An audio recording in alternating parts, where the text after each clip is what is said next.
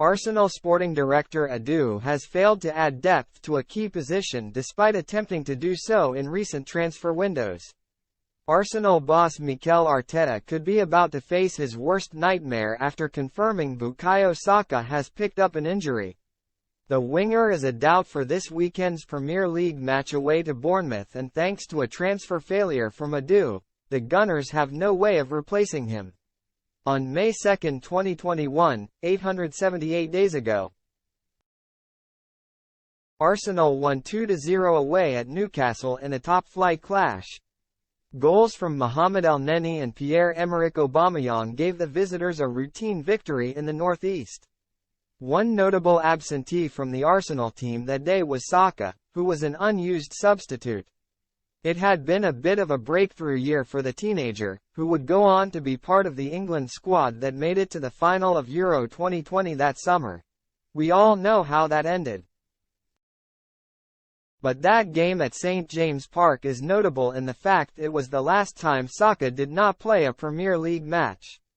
Almost 2.5 years have gone by and he has featured in all 86 of the Gunners League games since then.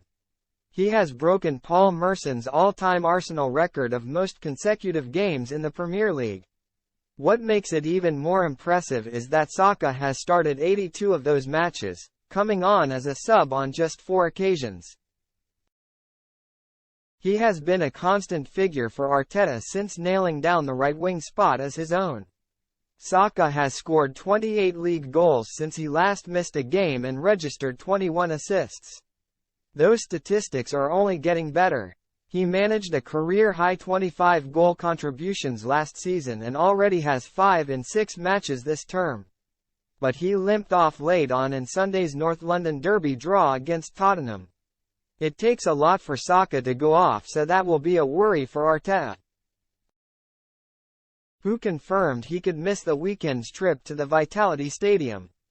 Arteta said, "He was limping quite badly after the match. We had to get him off the field, which is never a good sign as well.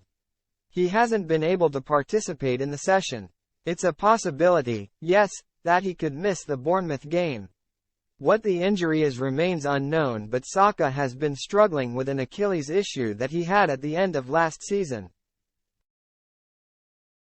How he has played so many matches consecutively is even more remarkable when you see how often he is targeted by opposition full-backs. It was never going to be realistic for a player in Saka's position to play week in, week out. But Arsenal should have a player who could step in and replace him.